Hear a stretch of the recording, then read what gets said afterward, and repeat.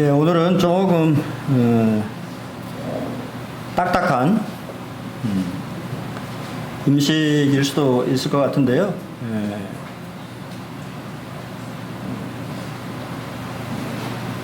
매번 이렇게 제가 문자를 이렇게 받아요. 카톡을 받는데 제가 그 형제라고 뭐 어떻게 해야 되려나? 제가 복음을 뭐 전하지 않고 또 복음 상담을 해본 적이 없었기 때문에 이미 모임 안에서 형제로 이렇게 이제 불렸던 청년이었는데,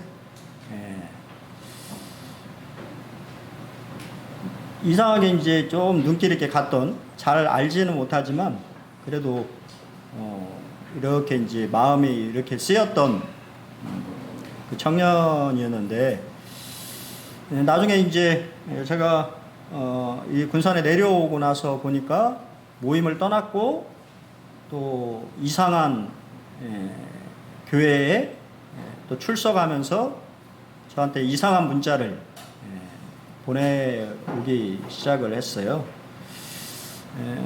그 청년이 보내온 카톡은 뭐 그런 겁니다.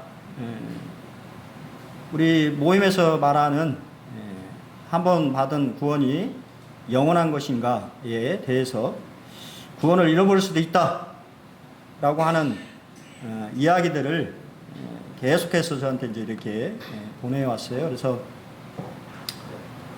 제가 사실은 답하지 않았습니다. 그냥 뭐 내버려 뒀어요. 그냥. 그러니까 좀 지나니까 이제는 안 보내긴 하는데, 그럼에도 불구하고 한번 그 청년의 모습을 좀 생각하면서 한번 이 부분에 대해서 교제를 한번 해야 할 필요가 있다라고 하는 생각이 좀 들어서 교제하기를 원합니다. 구원을 잃어버릴 수 있는가? 어떻습니까? 여러분 어떻게 생각하세요? 요새 뭐 좀 연세가 있으신 분들은 잘 모르시겠지만 요새 챗 GPT라고 하는 인공지능이 있어요. 미국에서 개발한 인공지능 이 컴퓨터죠. 그래서 이미 수준이 어떻게 되냐면 미국 변호사 시험을 합격하고 또 박사 학위를 받을 정도의 논문 실력을 가지고 있고 그림을 그립니다. 상당히 정교한 그림들을 컴퓨터가 그릴 수 있는 그런 시대에 살고 있어요.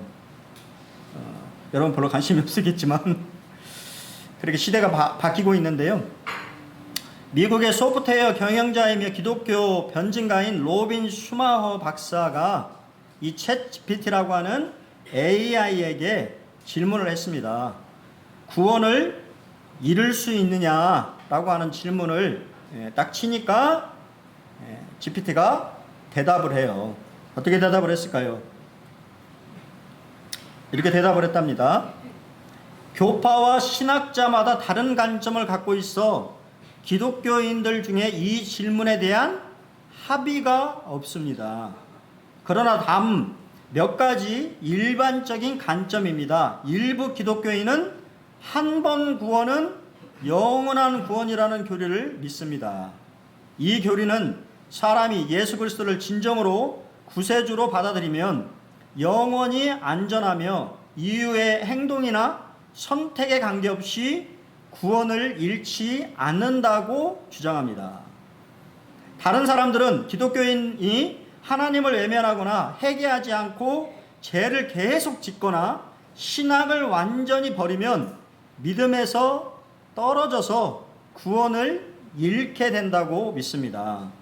다른 이들은 기독교인의 구원이 안전한 중간지대를 믿지만 충실하고 순종적인 삶을 계속 살고 선행과 의로운 삶을 통해 믿음의 열매를 보여줄 때에만 구원이 안전하다고 봅니다.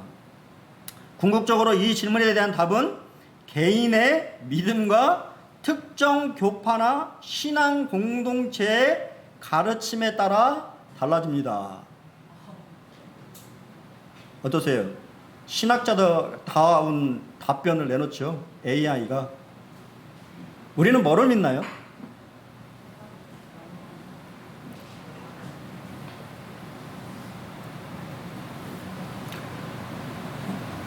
2019년 8월 20일자에 아이굿뉴스라고 하는 기독교연합 신문에 보면 김현두 목사라고 하시는 분이 책을 내면서 그분이 이제 아마 조사를 하셨나 봐요. 초교파 목회자 800여 명을 대상으로 4년에 걸쳐 실시한 설문조사에서 약 70% 이상이 죄를 많이 짓거나 내가 부주의하면 구원도 중도에 잃어버릴 수 있다고 답했다고 합니다. 누가요? 평신도가 아니고 목사들이 구원을 잃어버릴 수도 있다고 생각한다라고 답했다고 하는 거예요. 그래서 이제 이분은 그러다 보니까 뭐를 강조하게 되냐면 율법적인 행위 구원론을 강조해버리고 있다. 그래서 이 잘못됐다고 하는 것을 이제 이분이 언급하시는 것이죠.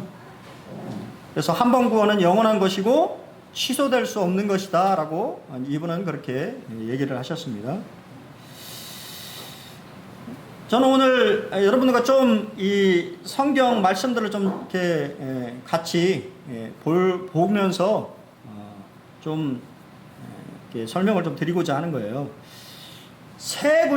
여러 구절들이 있는데요. 구원을 잃어버릴 수도 있다라고 주장하는 이들이 언급하는 성경 구절들이 있습니다. 이 구절들에 대해서 우리가 분명하게 알고 있어야 될 것 같아서 좀 살펴보기로 원합니다. 첫 번째는 베드로후서 2장 20절로 22절. 베드로후서를 피셔야 되겠죠? 다 같이 성경 베드로후서 2장 20절, 24절. 다 찾으셨나요? 그러면 이게 잠깐만 이 구절만 잠깐 보겠습니다. 한번 읽어보겠습니다. 같이 시작. 만일 그들이 우리 주 대신 구주 예수 그리스도를 알므로 세상의 더러움을 피한 후에 다시 그 중에 얽매이지면 그 나중 형편이 처음보다 더 심하리니 의의 도를 안 후에 받은 거룩한 명령을 저버리는 것보다 알지 못하는 것이 도리어 그들에게 나으니라. 참된 속담에 이르기를 개가 그 토하던 것에 돌아가고 돼지가 씻었다가 더러운 구덩이에 도로 누웠다 하는 말이 그들에게 응하였도다. 그들은 누군가요? 이 구절만 딱 띄워놓고 보면 구원을 잃어버릴 수도 있을 것 같은 그러한 뉘앙스를 좀 풍기고 있는데요. 사실 베드로후서 2장은 그렇게 어렵지 않습니다. 성경을 해석할 때 가장 중요한 것은 앞뒤 문맥에서 무엇을 말하고 있는지, 그리고 성경 전체에서 말하고 있는 성경의 교리와 충돌하지 않는지에 대해서 살펴봐야 되는 것이죠. 우리가 앞뒤 문맥을 좀 보시면 1절 한번 보겠습니다. 1절 다 찾으셨나요? 1절? 같이 한번 읽어보겠습니다. 1절 2장 1절 시작. 그러나 백성 가운데 또한 거짓 선지자들이 일어났나니 이와 같이 너희 중에도 거짓 선생들이 있으리라. 그들은 멸망하게 할 이단들을 가만히 끌어들여 자기들을 사신 주를 부인하고 임박한 멸망을 스스로 취하는 자들이니라. 그들이 누구예요? 거짓 선지자, 거짓 선생. 이해가 되십니까? 우리를 말하고 있는 것이 아니다라고 하는 것을 아셔야 돼요. 그리고 성경에 보면 이미지를 말하고 있는데요. 구원받은 성도에게 개나 돼지라고 말할 수가 없어요. 이해가 되십니까? 구원받은 성도에게, 구원받은 성도는 뭐예요? 하나님이 어떤 이미지를 주실까요? 양의 이미지를 주시는 거죠. 양과 염소의 비유에서도 양을 비유하고 있잖아요. 근데 구원받았다고 말하는 이 성도에게 개나 돼지라고 하는 이미지를 씌워서 말하고 있는 것은 아니다라고 하는 것을 우리가 쉽게, 여기 사실 베드로서는 어렵지 않아요. 이미 이 문맥을 통해서 판단할 수가 있어요. 두 번째, 얘는 좀 어렵습니다. 얘는 조금 어려운데 그래도 알면 그렇게 어렵진 않습니다. 다시 한번 히브리서 6장을 가셔가지고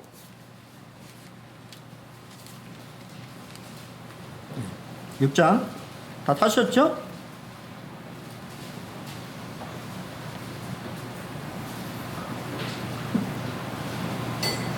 자, 그러면 4절로 8절만 앞에 보이는 거 그것만 한번 좀 읽어보겠습니다. 시작. 한 번 빛을 받고 하늘의 은사를 맛보고 성령에 참여한 바 되고 하나님의 선한 말씀과 내세 능력을 맛보고도 타락한 자들은 다시 새롭게 하여 회개할 수 없나니 이는 그들이 하나님의 아들을 다시 십자가에 못 박아 드러내놓고 욕되게 함이라. 땅이 그 위에 자주 내리는 비를 흡수하여 닦아는 자들에게 쓰기에 합당한 채소를 내면 하나님께 복을 받고 만일 가시와 엉겅퀴를 내면 버림을 당하고 저주에 가까워 그 마지막은 불사람이 되리라. 이렇게 들으니까 또 좀 긴장이 되죠. 이 말씀만 딱 떠놓고 보면 우리의 신앙생활이라고 하는 것이 항상 좋지만은 않지 않습니까? 그렇죠? 때때로 내가 원치 않든 원하지 않든 그러한 잘못된 선택을 할 때가 있고 또 그러한 것으로 인하여서 마음이 어려울 때가 이렇게 발생되는데요. 여기도 이제 마찬가지로 히브리서라고 하는 성경은 먼저 우리가 배경을 아셔야 되는데 히브리서는 누구에게 썼을까요? 누구에게 쓴 성경입니까? 히브리서. 히브리서잖아요. 히브리 백성들에게 쓴 편지라고 돼 있어요. 원래 헬라어 원문에는 히브리 유대인들에게 쓴 편지다 그 말이에요. 그래서 유대인들이 잘 알 수 있는 구약의 제사와 관련되어 있는 것들에 대해서 많이 이야기하고 있어요. 그래서 배경 지식이 없는 사람들이 봤을 때는 무슨 이야기인지 조금 어려울 수 있다라고 하는 거예요. 1차 수신자가 누구냐면 유태인이라고 하는 거예요. 유태인. 구약의 성경 배경을 가지고 있는 유태인들이 기독교로 개종했는데 개종한 후에 무슨 일이 일어났냐면 유태인들이 기독교인들을 박해하기 시작했습니다. 근데 우리가 생각했을 때 그냥 박해하나 보다 그게 아닌 거예요. 무슬림들이 기독교로 개종하기가 어려운 이유 중에 하나가 뭐냐면 유대교나 이슬람교는 다 신정일치예요. 종교와 정치와 삶이 하나입니다. 그것을 포기한다라고 하는 것은 그들의 공동체로부터 완전히 배출되는 거예요. 어제 존쿠리안 형제님 그 말씀을 들으러 김제교회 갔는데 존쿠리안 형제님 아버지 얘기를 하시는 게 참 기억에 남았어요. 그러니까 할아버지가 엄청난 이 부자였대요. 대부였었다고 하는 거예요. 그리고 존쿠리안 형제님의 아버지는 막내 아들이어서 이 재산을 다 상속받을 수 있는 그러한 이치에 있었는데 아버지가 아마 힌두교죠. 인도는 힌두교에서 기독교로 개종하신 것 같아요. 그러다 보니까 당연히 할아버지가 한 푼도 안 주고 집에서 쫓아냈다고 하는 거예요. 여러분, 그러한 일들이 유태인들에게 일어났다고 말이에요.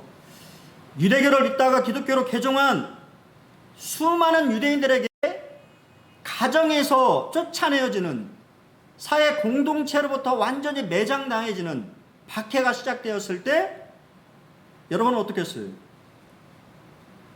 다시 유대교로 돌아가고 싶은 마음이 들었다 그 말이에요. 여기 이제 6장을 좀 우리가 보셔야 될 부분들이 있는데요. 우리 성도님들 혹시 이제 뭐 이렇게 펜이나 이런 게 있으면 좀 이렇게 체크를 하시면 도움이 될 것 같아요. 여기는 6장에는 세 그룹이 등장합니다. 성경을 잘 보시면 세 그룹이 등장하는데요. 첫 번째, 1절에 우리가 라고 하는 대명사가 있습니다. 우리가. 3절에도 우리가. 보이십니까? 우리가는 누구예요? 이 서신을 쓰고 있는 저자를 말하는 것이죠.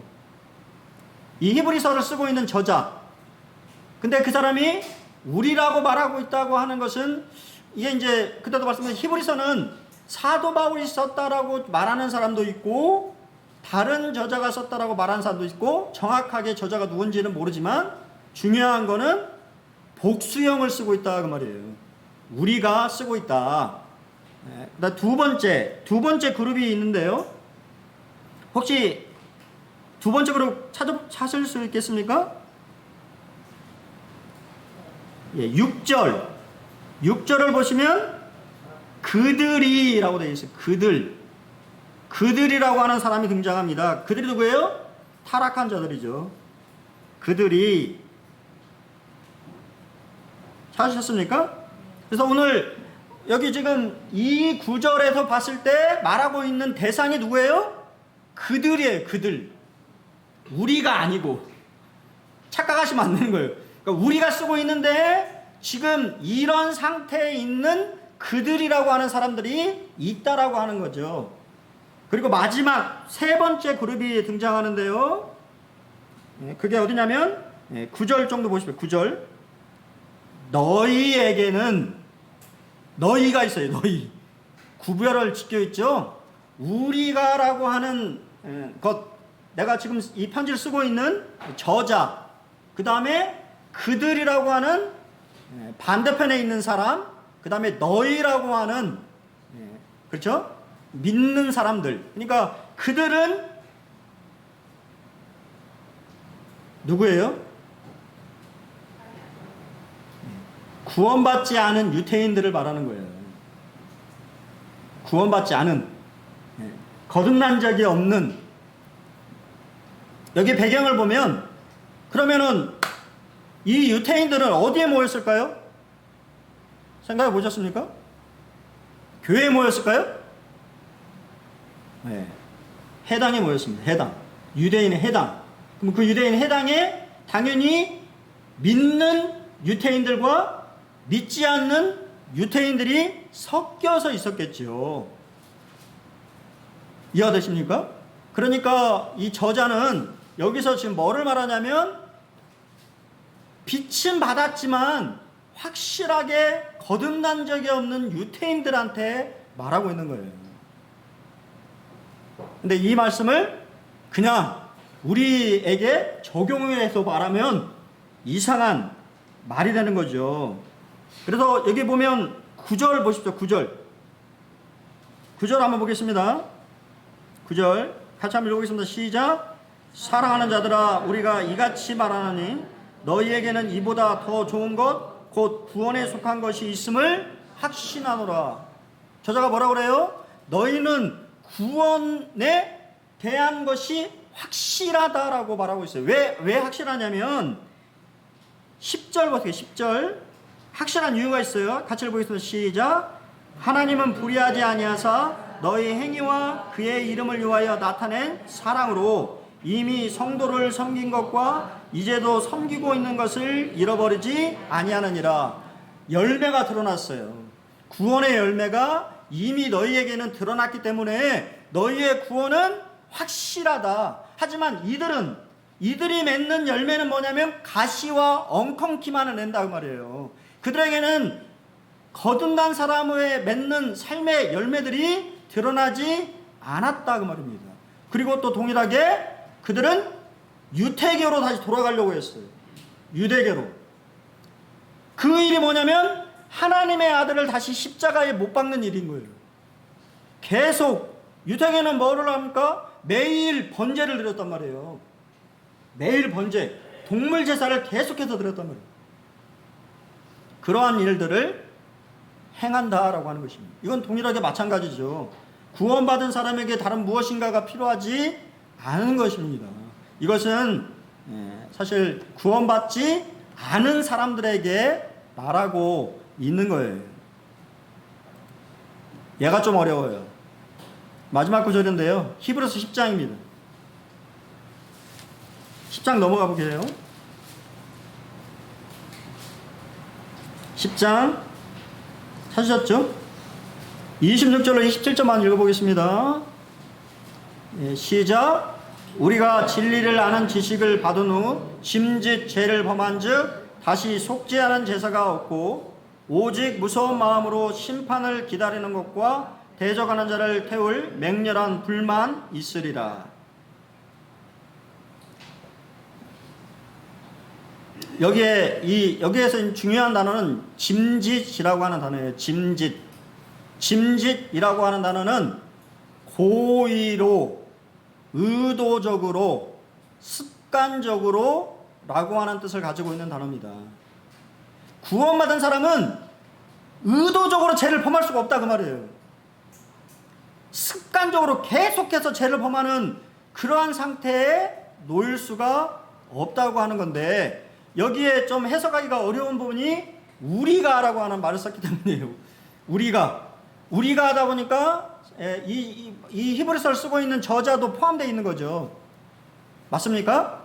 근데 그렇기 때문에 우리가 성경을 볼 때 여러 번역본을 참조하는 것이 유익해요.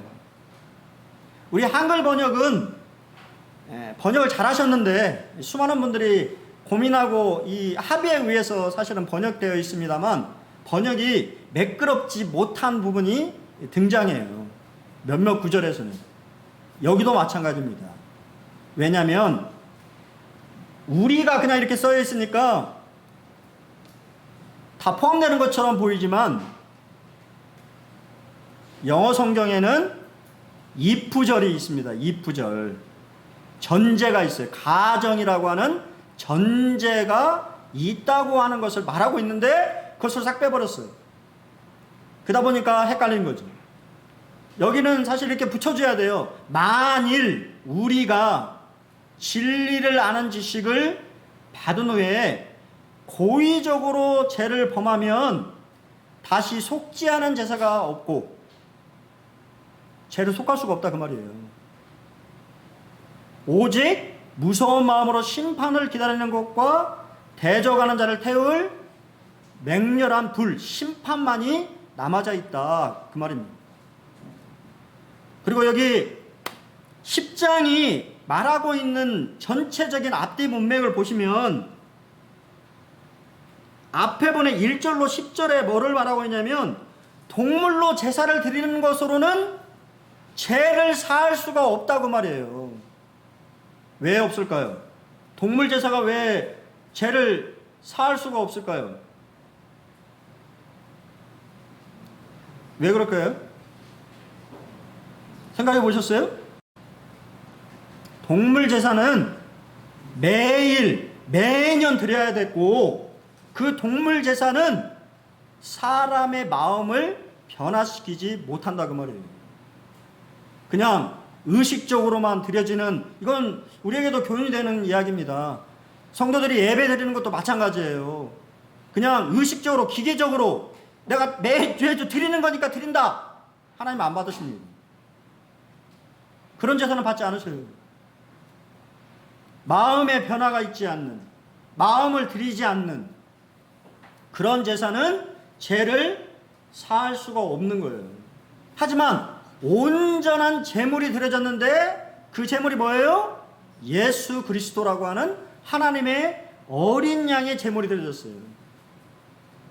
그래서 구약의 제사와 예수님의 제사의 차이가 있는데 그 차이를 어떻게 설명하고 있냐면, 저는 서서 있죠.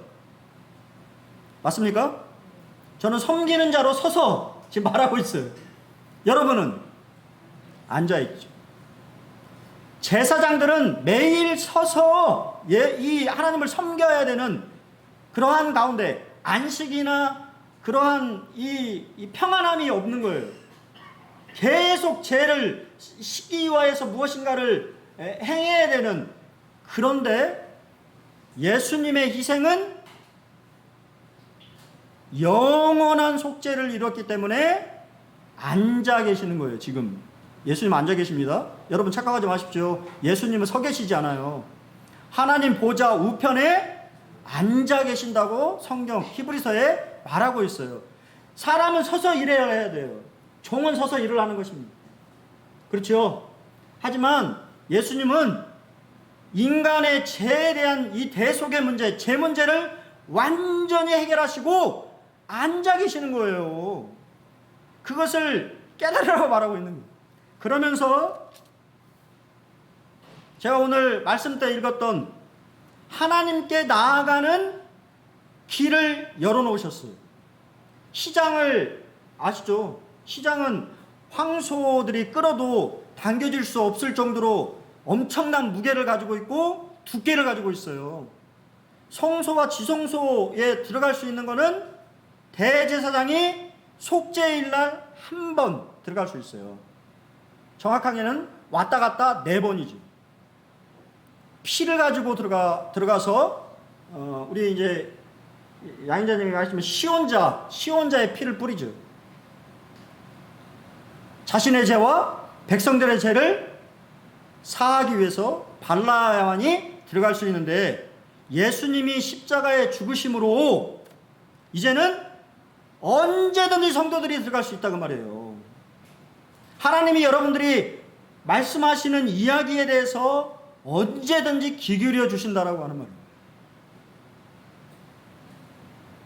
근데 이 사람들, 여기서 말하는 우리 가장에서 말하고 있어요. 저자는 만일 우리가 진리를 아는 지식을 받았다고 하면서 계속해서 고의적으로, 의도적으로, 습관적으로 죄를 범하고 있다고 한다면 그 사람은 구원받은 사람이 아니가, 그 사람에게 남겨진 것은 맹렬하게 타는 지옥불밖에 남지 않았다라고 말하는 것입니다. 그러면서 마지막 결론을 저자는 말하는데요. 39절 같이 읽어보겠습니다. 39절 다 찾으셨나요? 네, 같이 읽겠습니다. 시작. 우리는 뒤로 물러가 멸망할 자가 아니요 오직 영혼을 구원함에 이르는 믿음을 가진 자니. 이게 결론이에요.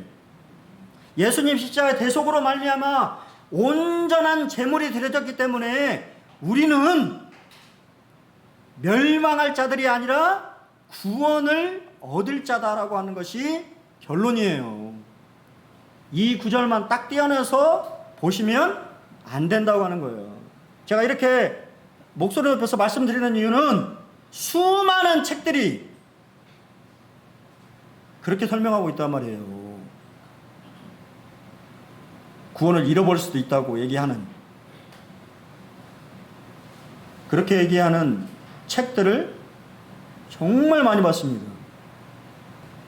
모임에서 하는 그런 책들이 별로 없어요.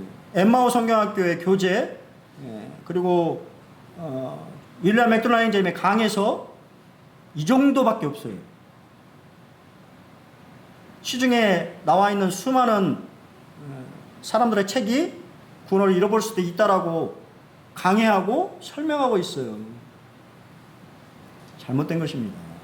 앞뒤 문맥이 전혀 그렇게 말하고 있지 않아요. 성경에 이 몇 구절만 딱 띄어가지고 말하는 것은 위험합니다.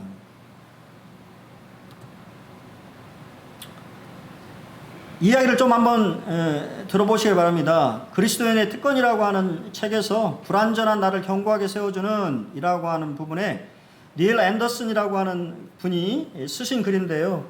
참 이렇게 우리에게 생각을 좀 하게 됩니다. 오랫동안 사람들이 그리스도 안에서 자유를 발견하도록 도와온 나는 사탄이 성경의 다른 구절보다 특히 히브리서 6장과 10장 용서받을 수 없는 죄의 개념에 대한 잘못된 가르침과 개인적인 오해를 이용하는 것을 분명히 말해줄 수 있다. 이 강력한 간증을 읽고 잘 생각해보라. 이제 자유입니다를 읽고 라디오에서 박사님 이야기를 듣고 나서 저는 박사님께 편지를 쓰지 않을 수 없었습니다. 하나님은 9년 동안 사탄의 굴레에 붙들려 있던 저를 구해주셨습니다.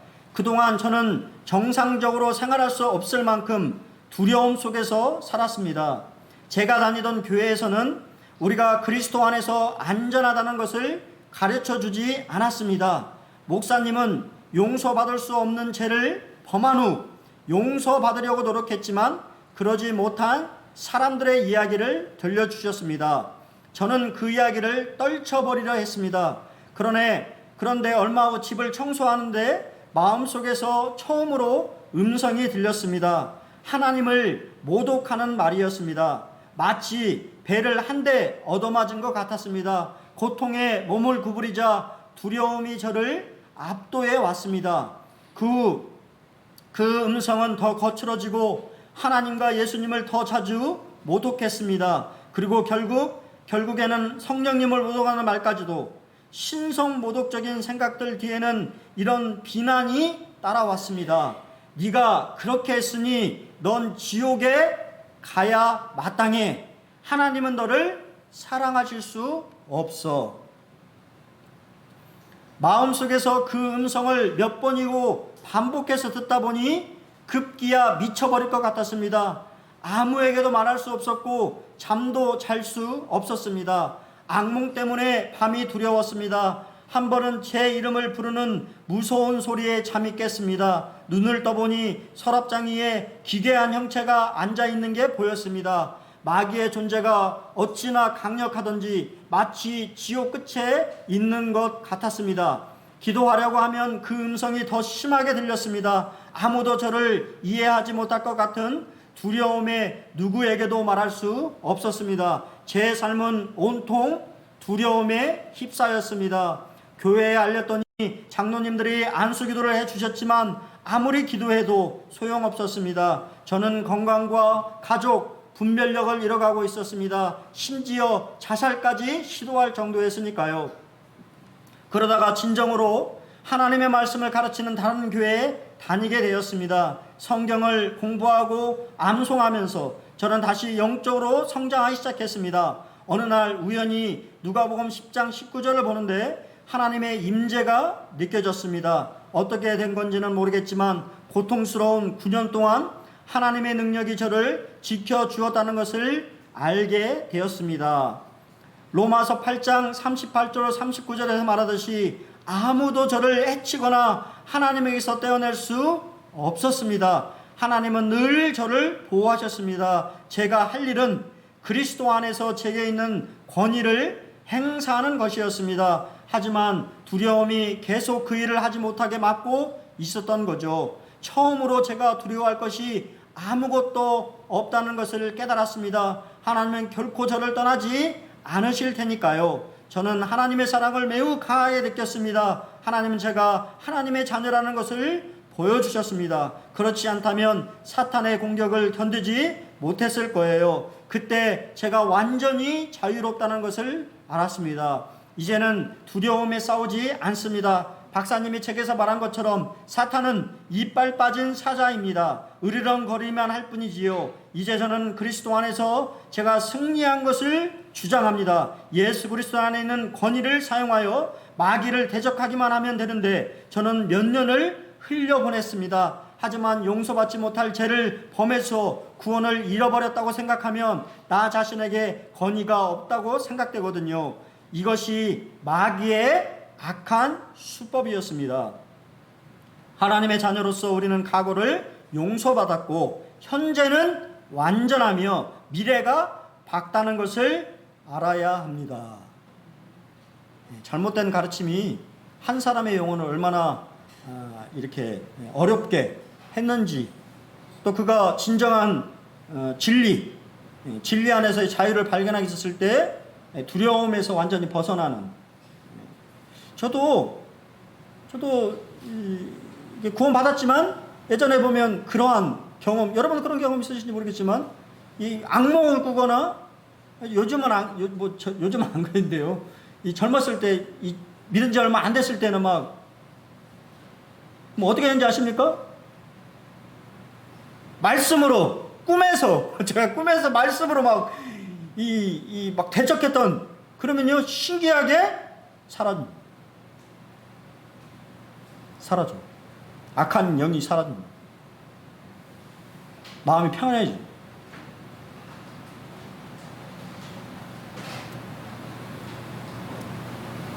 다시 한번 따라 보겠습니다. 한 번 구원받으면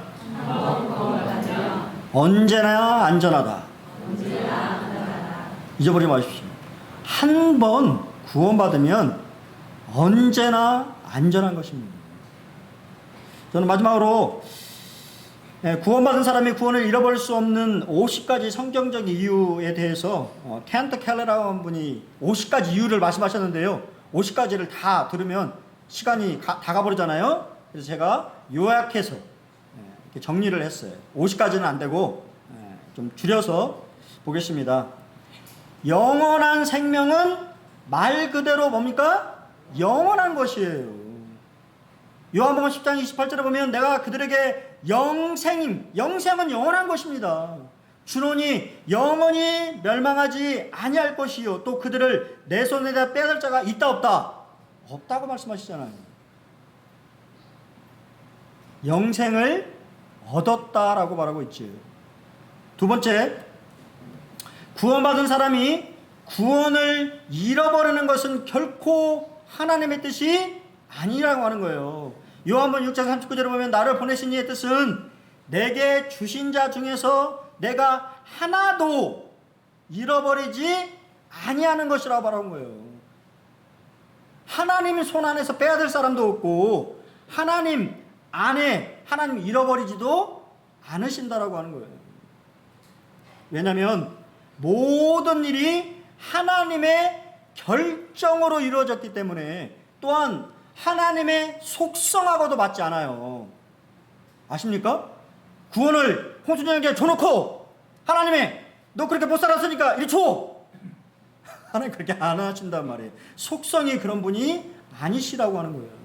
하나님은 거짓말을 할 수 없으며 해전하는 그림자도 없으시고 한 번 말하는 것을 물리지 않으시는 분이라는 거예요.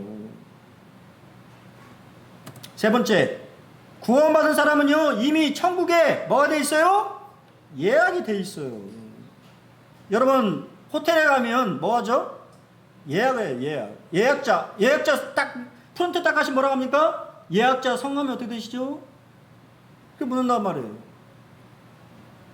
곧 너희를 위하여 하늘에 간직하신 것이라. 이미 우리의 이름이, 우리가 확실하게 구원받은 사람이라고 하면 우리의 이름이 예약되어 있어요. 호텔에 가는 것처럼.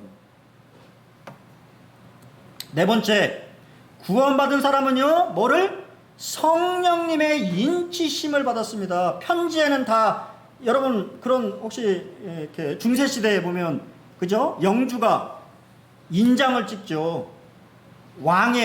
영주나 왕이 권위 있는 사람의 인장을 찍어서 어느 누구도 그 인봉을 당사자 외에는 뜯지 못하도록 한단 말이에요. 이것은 뭐를 말하냐면, 인치심을 받았다라고 하는 것은 약혼식에 약혼 반지를 받은 것과 같은 거예요. 이미 반지를 끼고 있는데 내가 구원받지 못했다, 구원을 잃어버렸다 라고 생각하는 것은 어리석은 것이지. 다섯 번째는, 구원받은 사람은 성령님께서 영원히 함께 하신다고 말이에요. 여러분 그래서 느끼십니까? 느끼셔야 돼요. 성령님이 나와 함께 하신다라고 하는 것을 느끼셔야 돼요. 성령은 뭡니까? 바람이라고 그랬잖아요. 요한복음 3장에. 바람은 보이지 않지만 느끼잖아요. 안 그렇습니까? 바람을 느끼잖아요. 성령님을 우리가 느끼고 인지할 수 있다 그 말이에요. 여섯 번째는 구원받은 사람은 영원히 보호받습니다. 시편 37편 28절에 보면 여호와께서 정의를 사랑하시고 그의 성도를 버리지 아니심이로다. 그들은 어떻게 해요? 영원히 보호를 받으나.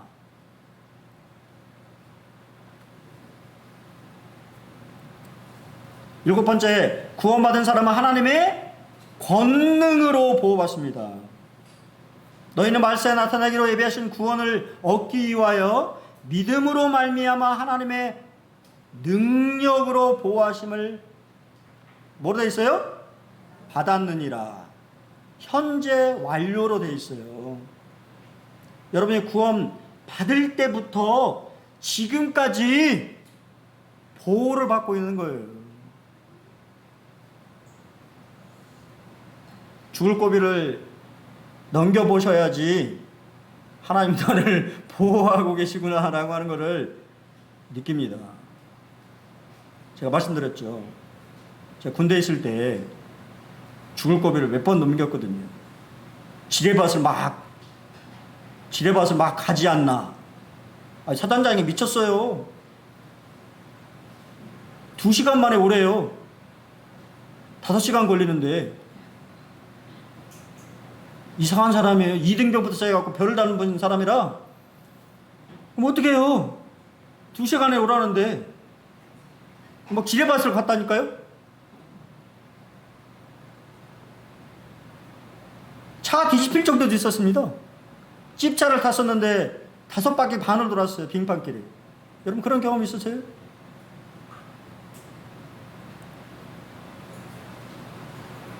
구루터기에 트럭이 빠진 적이 있습니까? 밑에는 절벽이고. 근데 그럴 때마다 사실은 제가 신앙이 흔들렸을 때, 제 신앙이 하나님으로부터 멀어졌을 때, 하나님 정신 차리라고 그러한 이 사건을 발생하시고 보호하셨어요. 지금도 기적 같아요. 어떻게 그 트럭 뒷바퀴가 구루터기에 걸려가지고 대롱대롱 있었다니까요. 밑에는 30m 절벽이었고 어느 누구 하나 다친 사람이 없었어요. 여러분 하나님이 보호하시는 거예요. 하나님의 보호하심이 없으면 우리가 살 수 없습니다. 또한 구원받은 사람은요 새로운 피조물입니다. 새롭게 된 거예요. 옛날 것이 개조된 것이 아닙니다. 완전히 새로운 사람이 된 거예요. 그렇죠? 아홉 번째, 구원은 은혜에 의한 것이므로 뭐와 상관없어요? 행위와 상관이 없습니다. 하나님은 은혜로 선물로 준 거기 때문에 여러분의 행위에 의한 것이 아닌 거예요. 그래서 누구든지 자랑할 수 없는 것입니다. 열 번째인데 이게 숫자 잘못했네. 10번째, 구원받은 사람은 아무것도 그리스도의 사랑에서 끊을 수 없느니라. 놀랍지 않습니까? 하나님의 사랑에서 끊을 수 있는 것이 없어요. 죽음의 순간까지도 여러분은 보호된다 그 말입니다. 옛날에 참 이 김제교회 한 형제님이 돌아가신 적이 있었는데 제 재작년 때인데 이 형제님이 몰던 차에 비가 엄청나게 많이 몰던 아마 집회가 끝나고 가던 길이었던 것 같아요. 차가 뒤집어졌어요. 그래서 그 옆에 탔던 조수하겠다는 형제님이 돌아가셨습니다. 근데 나중에 들어보니까 그 찰나에 그 운전하던 형제님이 그 옆에 있었던 형제님의 얼굴을 봤대요. 어떤 얼굴이었을까요? 웃고 있었답니다. 그 죽음의 순간에. 왜 그럴 수 있을까요? 구원받은 사람이기 때문에 그렇죠. 죽음은 두려움이 아니라 그리스도인들에게 행복입니다. 행복의 시작이에요. 그 문을 열고 들어가면 천국이라고 하는 성경에서 말하고 있는 여러분 아픔도 두려움도 고통도 슬픔도 애통하는 것도 없는 주님과 함께하는 안식이 기다리고 있잖아요. 참 그 간증 들 때 너무 참 울림이 되었어요. 그 형제님은 제가 알기로는 징벌을 받은 걸로 알고 있어요. 운전하신 분. 어떻게 됐든 간에 사고사로 죽었잖아요. 누군가가.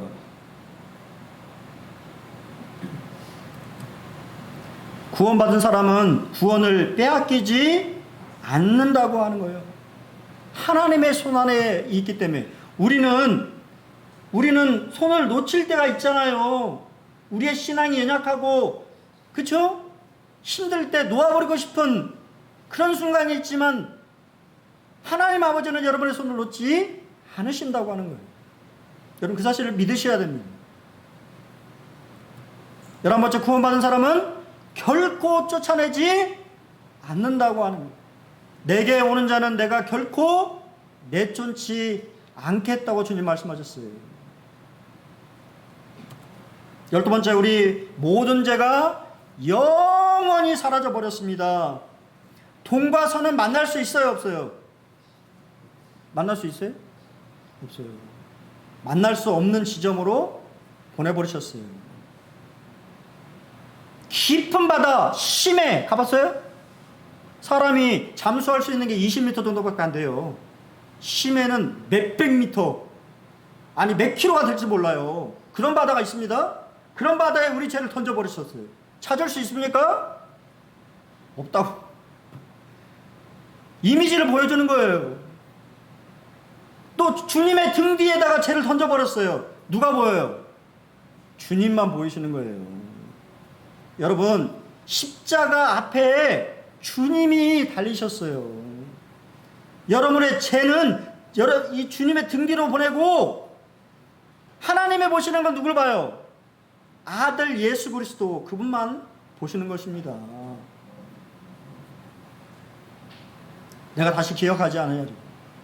저는 이 말씀 읽을 때마다 참 놀랐습니다. 어떻게 그럴 수 있을까? 우리는 누군가 나한테 조금만 잘못하면 기억 안 하려고 그래 계속 기억이 나잖아요. 서운하고. 우리 양현주님 기억이 안 나신가요? 막 기억이 나잖아요. 내 기억 안 하려고 해도. 사람은 그래요. 근데 하나님은요 기억지 않으십니다. 전지하신 분인데 모든 것을 아시는 하나님이 그때도 말씀드렸잖아요. 알츠하이머 병에 걸린 것처럼 내가 다 기억이 안 나는데? 라고 말씀하신다고 하는 게 얼마나 놀랍습니까? 우리는 이미 영화롭게 되었습니다. 그리스도의 연합에 대해서 말씀하시면서 우리에게 뭐라고 해요? 의롭다 하시고 의롭다 하신 그들을 어떻게 해요? 영화롭게 하실 것이다? 하셨느니라. 이미 신분적으로 영화롭게 되어 있어요. 우리가 모를 뿐이지. 또한 주님께서는 우리의 연약함을 아심으로 뭐합니까? 우리를 위하여서 기도하고 계십니다. 하나님 참 예수님 얼마나 좋으신 분이에요. 그걸 아시고 우리 인생이 얼마나 연약한지를 아시고 우리를 위하여서 기도하시는 주님, 우리의 믿음이 떨어지지 않도록 기도하시는 주님. 마지막 성경의 건의입니다. 여러분이 몇 년을 사셨는지 모르겠지만 성경은 몇 천 년이 지나도 지금도 진리이고 변하지 않은 하나님의 말씀이에요. 그 말씀이 우리의 구원에 대해서 확실하다고 증거해주고 있습니다. 그 사실을 믿기 바랍니다.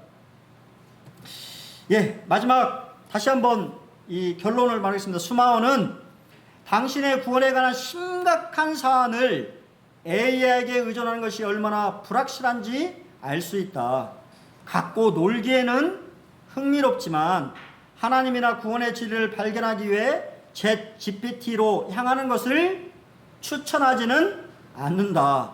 대신에 기도하며 성경 말씀의 시간을 할애하고 성경 공부 중에 이해하기 힘든 부분을 도와줄 수 있는 수많은 신뢰할 만한 자료들과 멘토들을 찾아보라고 조언하고 싶다.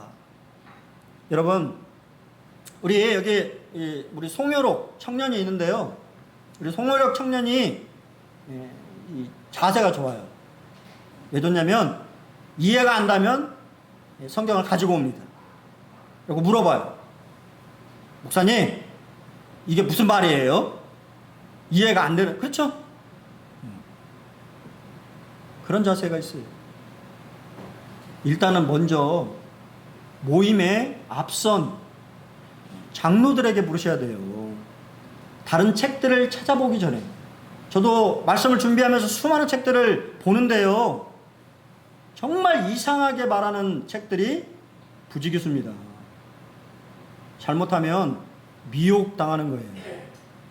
엉뚱한 방향으로 가시는 것입니다. 그러기 전에 모임 안에 훌륭한 멘토들을 두시고 그 멘토들에게 이해가 안 되는 성경 구절을 물어보시고 같이 이렇게 풀어나가는 그런 여러분이 되셨으면 참 좋겠습니다. 뭐라고요? 한 번 구원은 영원히 안전하다. 여러분이 받은 구원이 하나님 손 안에 있기 때문에 여러분 구원이 안전합니다. 잃어버리는 것이 아니다고 하는 것을 다시 한번 기억하시기 바랍니다. 네, 감사합니다.